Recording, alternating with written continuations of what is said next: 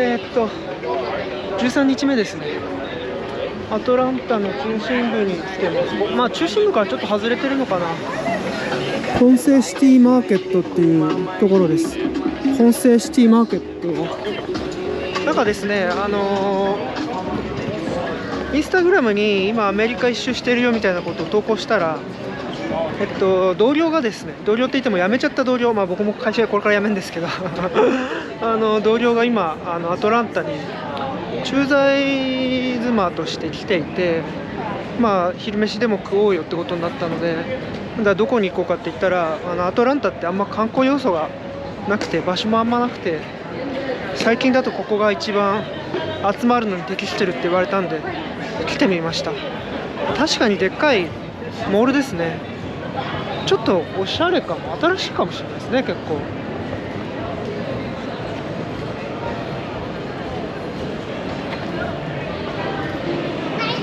いやー、でもなんかやっぱりまだちょっと南側にいるんだなって感じがします。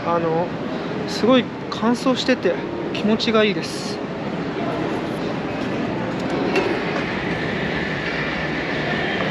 これはもう見ただけで広そうですね。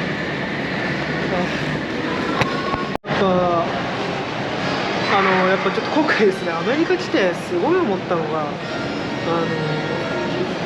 やっぱなんか人材不足、人手不足なんですね。本当に報道されてる通りで、ここにビルボードっていうか掲示板がありますけど、ハイアリングが1、2、3、4、5、6、7、8、まあそういうの貼る場所なのかもしれないですけど、やっぱこういうのがですね、やっぱ街の至る所にあるんですよね。だいたいレストラン見るとこういうなんかハイアリングしてますみたいな、しかも何をハイアリングしているかって言ったらオールポジションハイアリングしてますとか、なんかめちゃくちゃこの広告与えて、じゃあ店長もポジションもハイアリングしてるんですかとか聞きたくなっちゃいますけど、でもまあなんかやっぱりコロナ後の人手不足は本当にまだ全然解消されてないみたいです。あと確かにここ歩いてると日本人がいますね。なんかいいな、なんか日本企業あるのかな。暇を持て余していそうな駐在員妻の方が確かにいらっしゃいますいや駐在員の奥さんの方々にもそれぞれのお悩みがあるんでしょうけど、やっぱちょっと楽しそうというかフリーダムな感じがしてちょっといいですね。こういう街でシューズもやってると確かにちょっと気持ちよく過ごせるかもしれないですね。でも今のアメリカはちょっと物価が高いかもしれないですね。ちょっとそれは辛いかもしれないです。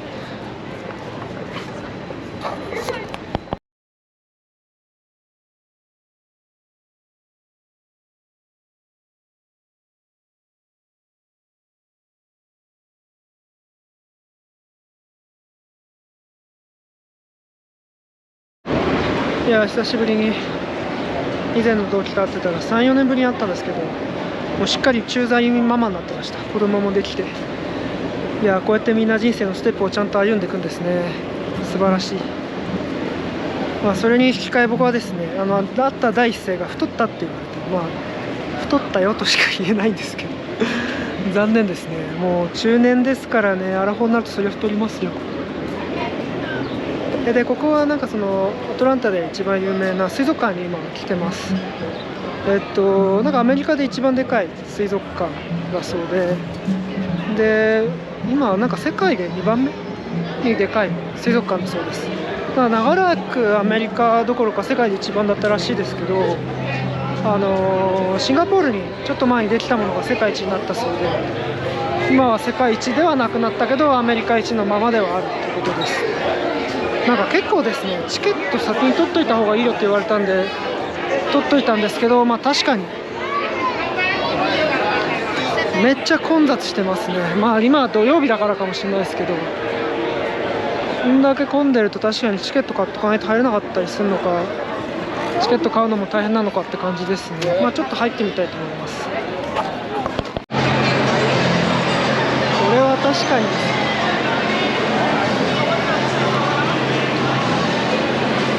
これ確かに広いですね。とても広くて、どこから見ればいいか全然わかんないです。シャークから見に行ってみます。これすごいですね。ワニを下からって初めて見ました。面白いです。イルカ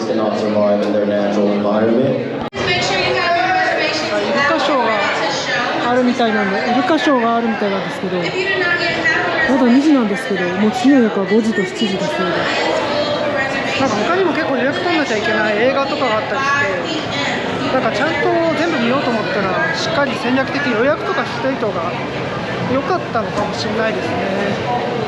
ちょっと知りませんでした。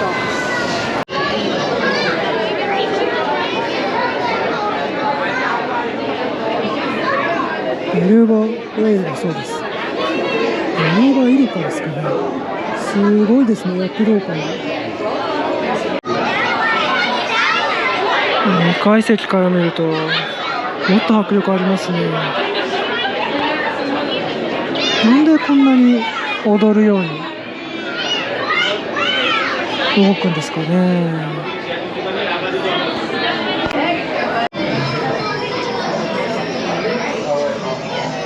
珍しいです。水族館でも鳥も展示してますね。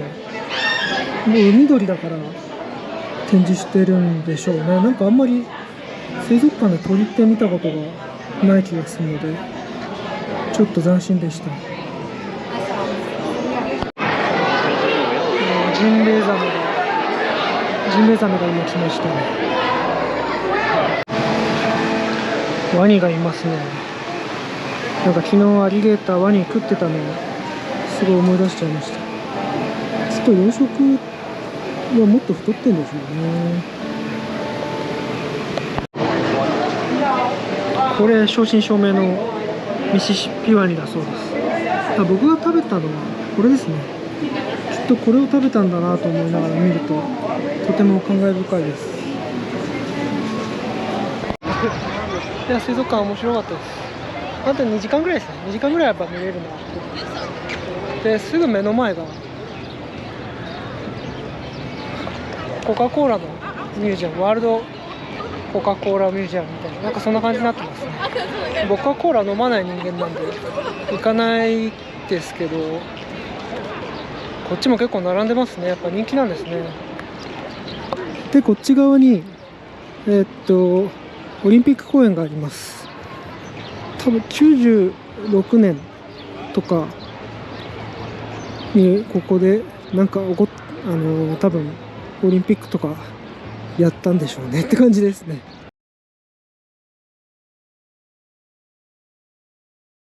コーラのミュージアムに行かないで来たかったところはここですね。マーティン・ルーサー・キング・ジュニア牧師の公園です。めちゃくちゃいい天気で気持ちがいいですね。いや、テキサス30度超えてましたけど、今アトランタも30度近いです。28度ぐらいですね。暑い。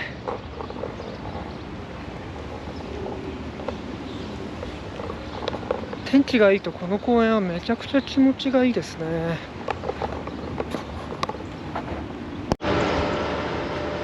公園の中にガンジーの像がありますね。なんでもキング牧師は、戦後イギリスが独立した後ガンジーに会いに行って非暴力主義について学んで、それでワシントン行進を起こしたみたいな説明がされてました。キング牧師の成果だそうです。これ移築したのかな。でも本当にここら辺で生まれたみたいですね。いや、すごい。めちゃくちゃ観光客が来てます。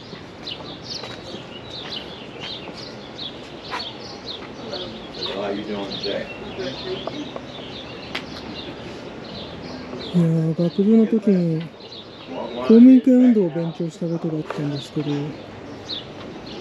ういうところに来てみれて本当良かったです。Hello, can I go there? Pardon me? I'm sorry, can I go there? Yes. Oh, thank you.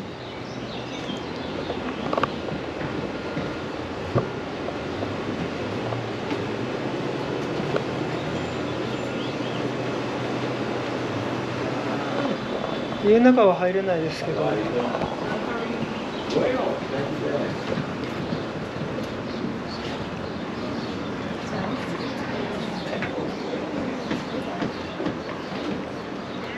Hey, how you doing? Y'all got any questions about anything? やっぱりなんか危ない人もたまに来るんですかね。見に来れてよかった。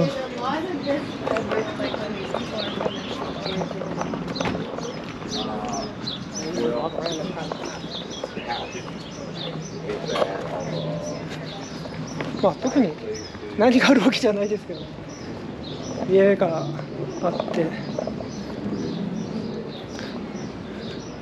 でもキング牧師の家っていうのは結構裕福だったんですね。兄弟がいて2人ともピアノを習ってたっていう、なんかそういうなんか記録も残ってるので、当時の、失礼ですけど、黒人の家庭でピアノ習ってるってそんな多くなさそうだし、こんな家にもなかなか住んでないですよね、普通は。いやー、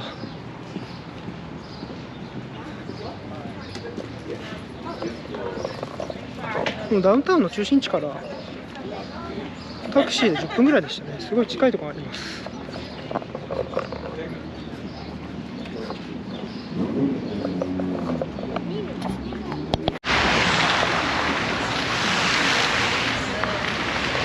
なんか聖火のすぐ近くにめちゃくちゃ天国みたいな感じの空間がありますね。気持ちいい。あそこにあるのが墓石だそうです。立派ですね。演説の中でキリスト教の約束された地、プロミスドランドって何回も使うんですけれども、この方はプロミスドランドなのかなって思うぐらいすがすがしい気持ちよさですね。いやー、すごいな。いやでもこの向かいにビジターセンターっていうのがあって、そこでいろんな演説をずっと流してるんですよ。めちゃくちゃパワフルなんで、もし興味がなくてもアトランタ来られたらちょっと見てみたらすごい面白いかもしれないです。確かにああいう演説してると人の心も動きそうだなって感じの。こっちから見ると言葉が書いてある。We will not beですね。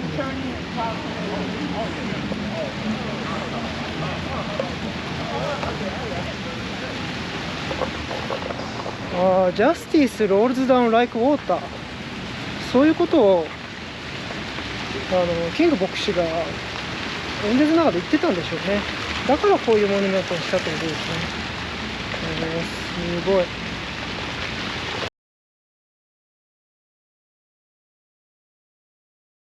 コカ・コーラの博物館に戻ってきちゃいました。コーラあんま飲まないからいいかなと思ったんですけど、時間が余っちゃったんで、やっぱどうせだから入ってみようと思います。ワールド・オブ・コカ・コーラってみたいですね。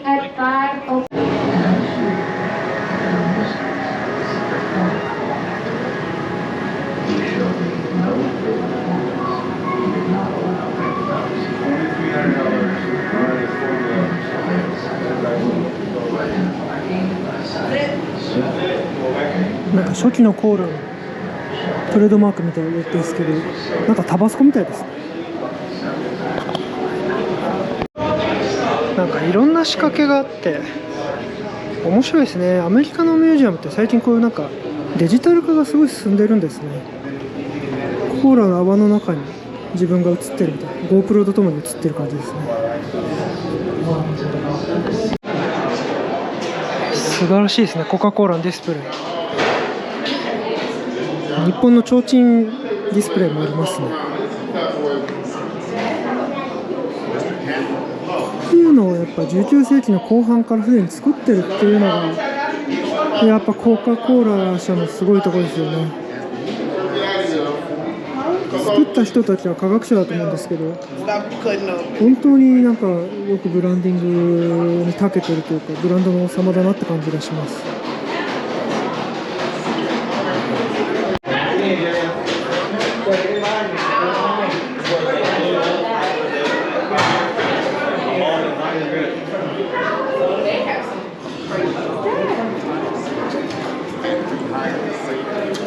おお、これは日本のなんですかね。いつのなんだろう。でも確かに日本、あ、長野燃えてる、コカ・コーラ冷えてる。長野オリンピックってことですかね。長野オリンピックっていつだろう忘れちゃいましたけど。でもこうやって見ると日本ってやっぱ本当商品をディスプレイしますね。他のは全然商品ディスプレイしてないのに。いやー、でもこれは POP の矛ですね。すごいな。タイとかもある。まあ、確かにタイもコーラすごいですもんね。世界各国のものがあるし、まあ確かにそうですね。コーラめちゃくちゃスポンサードしてますもんね。ウレンメルが一番すごい形です。す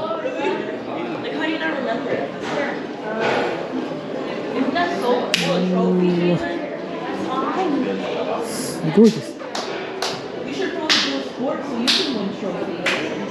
次がないぐらい並んでますね。おお、ジョージアマウント、ジョージアエメラルドマウンテンブレンド、これ日本のですね。あ、でもアワスベストセリングブランドなんだ。あ、日本のがいくつかありますね。アクエリアスもあるし、綾鷹もある。ビシルはこれも日本なのでしょうけど、知らないな。すごい。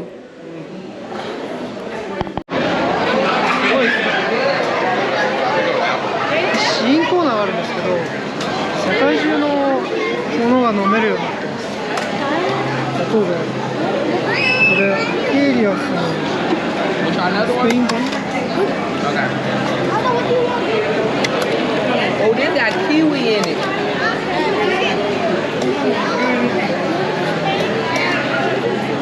うまいけど確かに日本のと違いますね。ちょっと炭酸っぽい。炭酸が入ってるわけではないんでしょうけど、ちょっとスパイシーな感じがしますね。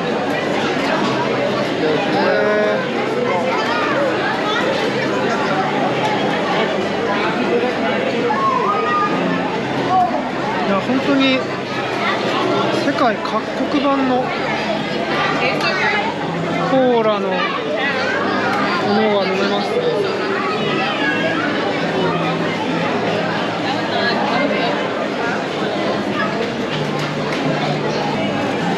ルーマニアのスプライトみたいです。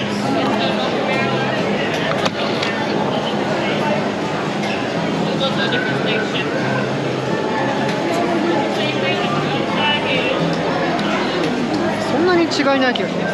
あとジョージア、これはフセッティ、お茶ですね。でも甘いお茶ですね。よく欧米に行くと売ってる甘い味のする紅茶です。紅茶じゃないの、でもまあお茶ですね。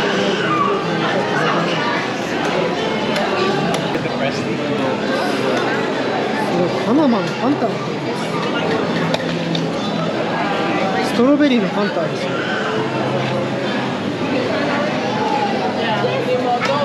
なんか下手なアイスクリームみたいなんですよ。甘いんですけど、ちょっとアメリカのアイスっぽい、ちょっと砂糖というか人工甘味料、シロップ的な味しますね。でも面白い。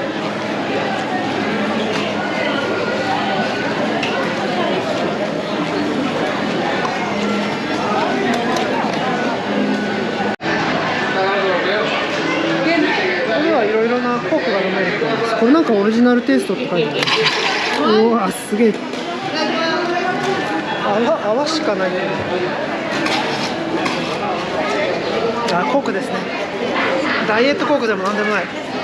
ストレートがコークですね。いや、久しぶりに飲んだけど甘いですね。すごい甘い。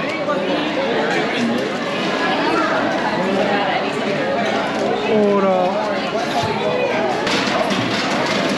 コークのチェリーを飲んでみたいと思います。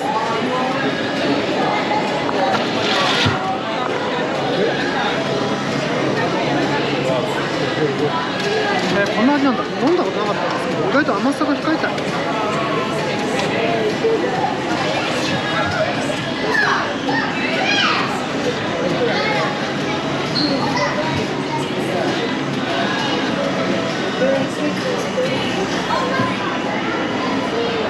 普通のダイエットコークを飲んでみます。てかバニラってなんだ？ダイエットコークバニラを飲んでみます。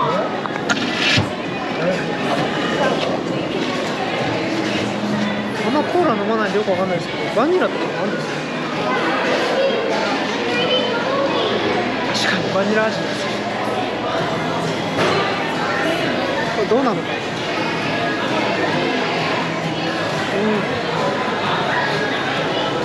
味っていうか風味ですね。味自体はあんまりバニラがどうこう、まあするんですけど、よりは風味がすごいバニラです。いや、しかし面白いですね。やっぱりこういうなんかプレゼンテーションいいですね。とても面白かったです。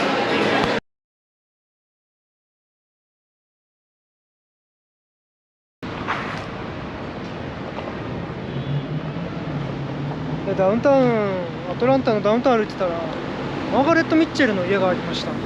これだそうです。風とともに去りぬの作者ですよね、マーガレット・ミッチェル。確かにアトランタでしたっけね、場所は。アトランタの金持ちの白人の話だったと思うんですけど、本当ダウンタウン歩いてたらたまたまありました。なんか中は普段は入れるのかな。でも今はちょっと実はもうですね、すごい明るいんで忘れてますけど、6時50分、もう夜7時近いんで、多分ミュージアム的な意味合いでは閉まっちゃってるんだと思います。まあこうやって歩いてるとやっぱりいろいろ見つけられて面白いですね。なんかすごい綺麗ないい感じの建物です。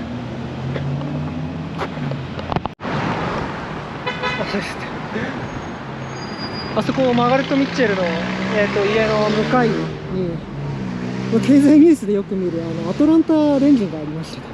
こんなとこにあるんだと。すごい立派な和紙ですね。なんか大理石なんですかね、この石は。すごい立派で荘厳な感じです。しかもやっぱすごいですね。番地がこのピーチツリーストリートってでかい通りなんですよ。1000っていうなんかすごい区切りのいい番号ですね。いやー、すごい綺麗な建物です。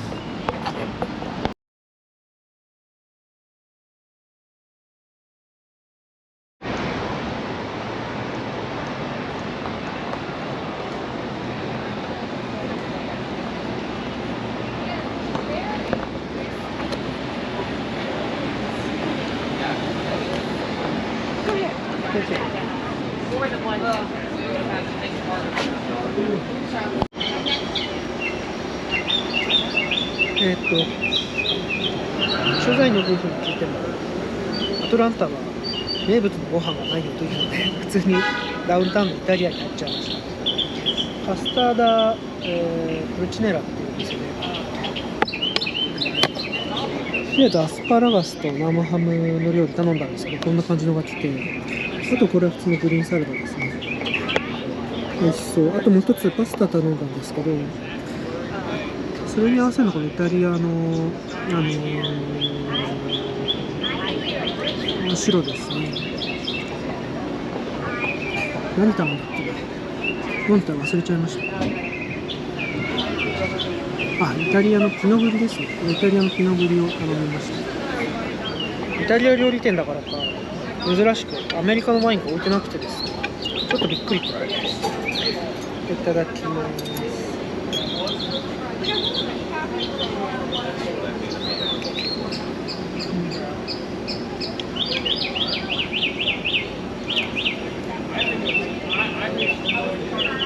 美味しいですね。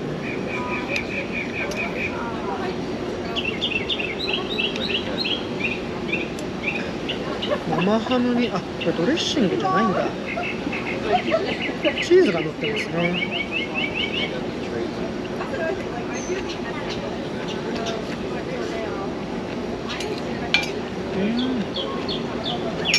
おいしい。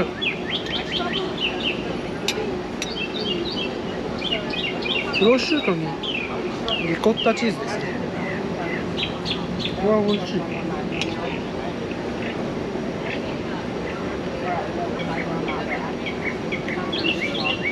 結構安くてですね、これで12、3ドル、フリーサラダなんか5ドル。今のアメリカの物価考えるとすごいお得だなと思います。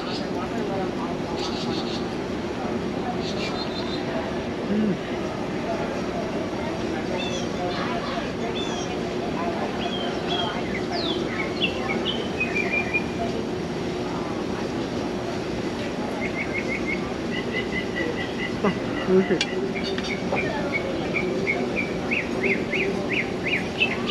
イタリアンドレッシングですね。すごいあっさりとしたオイル使っています。これでパスタも美味しかったらすごいコスパのいい夕食って感じになります。よかった。エビとチリトマトのフィットチーネですね。めちゃくちゃ美味しそうで、パルメジャンチーズをかけてもらいました。いやー、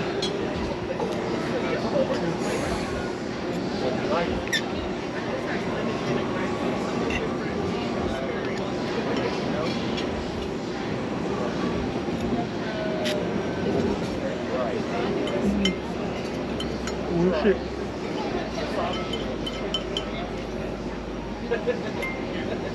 今日昼もハンバーガーだったし、やっぱアメリカの料理に飽きたらイタリアンとか食べるとすごいホッとしますね。まあチャイニーズとかでもいいんでしょうけど、いやーすごい美味しい。値段がすごいなんか結構すごいいい雰囲気で、まあめちゃくちゃ気持ちいい感じなんですけど、意外と安いんですよ。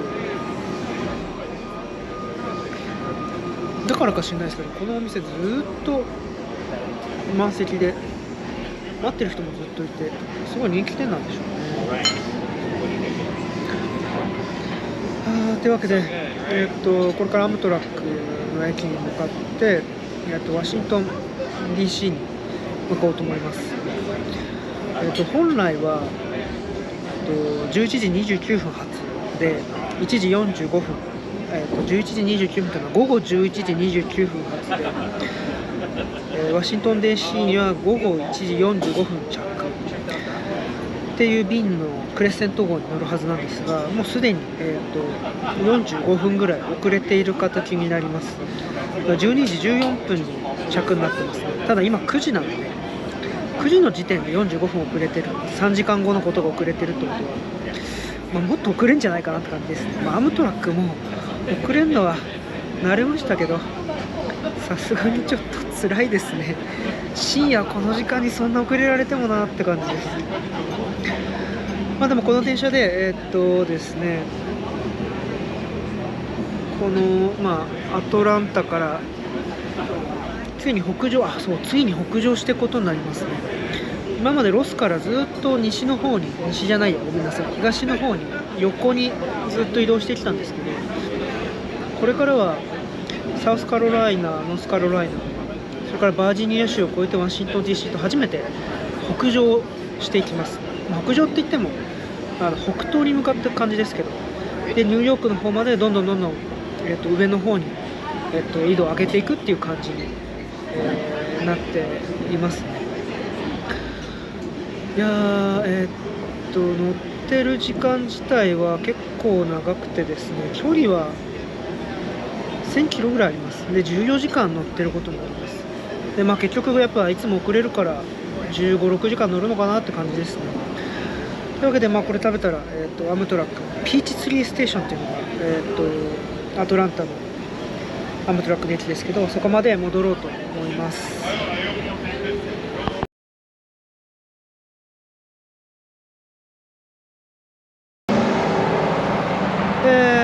アトランタのピーチツリー駅まで戻ってきました。こうやって見るとアムトラックの駅すごい小さいですよね。やっぱり長距離の国営鉄道がそんなに流行ってないんだなというか、そんな感じがすごいします。中はすごい薄だらけで、人がいっぱい待つスペースあるんですけど、アトランタっていう南部最大の街のこのアムトラックの中心駅がこんな感じっていうのは僕の中ではちょっと意外でした。じゃあ本当は1時間前に着いたんですけど、すでに1時間遅れてるんで2時間以上電車を待ちたいと思います。